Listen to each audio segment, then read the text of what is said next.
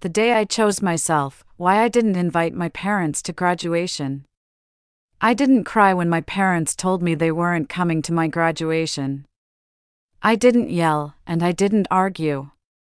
I just stared at the wall and listened as they explained they'd already booked a resort trip with my sister.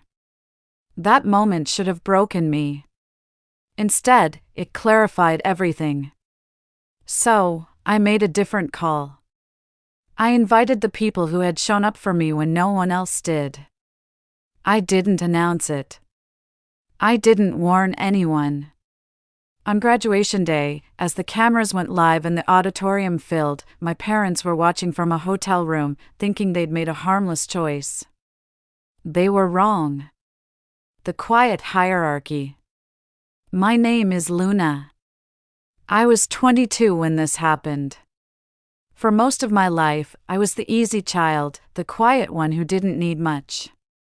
That's what my parents liked to say whenever someone asked. My sister, on the other hand, needed everything. At our family table, conversations always revolved around her job stress, her plans, her disappointments. My parents listened to her with an intensity that suggested they were afraid of missing something vital. When I spoke, they nodded politely, eyes already drifting, waiting for me to finish so they could return to what really mattered. Our house looked warm from the outside, framed photos, holiday decorations, the smell of morning coffee. But inside, there was a quiet hierarchy. My sister was the sun, I was just an orbiting planet.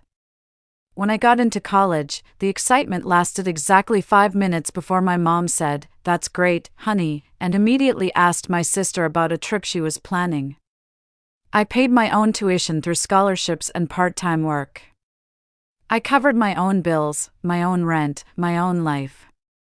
Meanwhile, my parents bought my sister's car and paid for her apartment.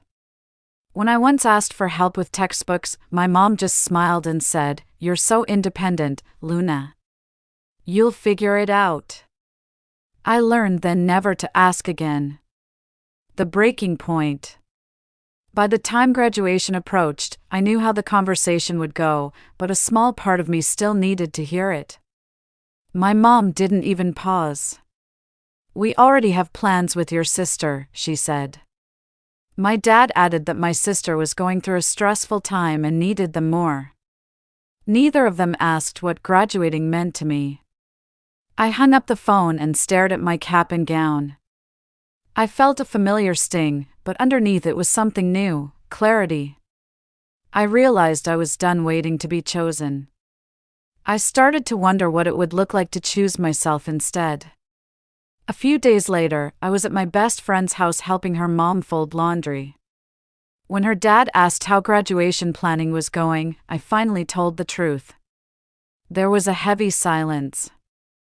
Her mom set the towels down slowly. "That's not right," she said. Then, she looked at me with a smile that made my chest ache. "Well," she said gently, "we'd love to be there, if you want us." I said yes. That night, I realized I didn't owe my parents an explanation for choosing people who actually showed up. The secret success. What my family didn't know was that I'd been building a career in secret. I'd been writing scripts and working with industry partners late at night. I never talked about it at home because no one ever asked. A few weeks before graduation, my manager told me the project I'd been working on had moved forward in a massive way. There was going to be public recognition and a major contract offer, and they wanted to announce it at the ceremony. I thought about the empty seats reserved for my parents and said, yes. Let's do it. I filled out the guest forms. For family guests, I listed my best friend's parents. Graduation day. Graduation day arrived. No last-minute calls from my parents, no change of heart. I got dressed slowly, feeling lighter and more solid than ever. When I reached the auditorium, I saw them, my best friend's parents waving from the front row, her mom already holding a tissue. I walked across the stage, took my diploma, and felt the genuine applause. But the day wasn't over. The dean returned to the mic. "We have a special recognition from one of our industry partners," he announced. A woman I'd worked with for years stepped up.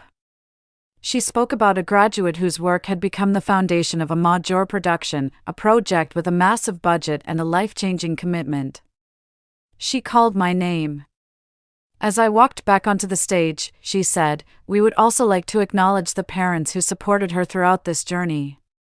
The room went quiet. She didn't turn to the empty seats.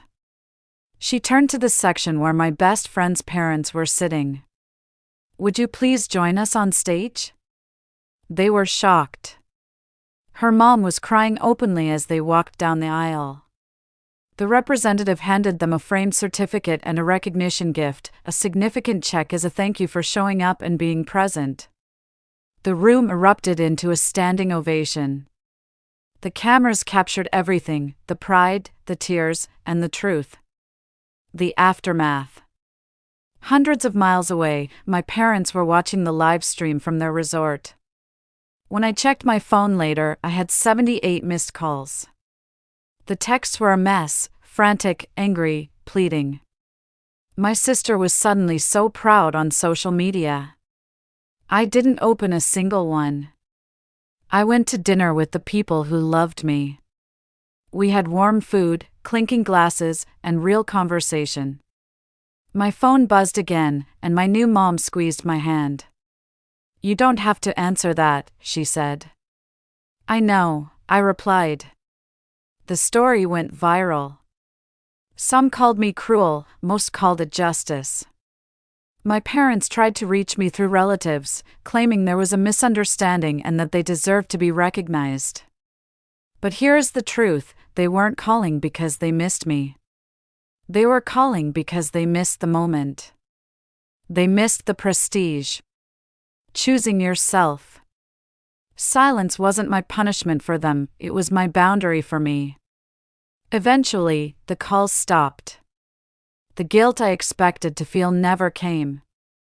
I realized that love isn't about endurance, it's about showing up.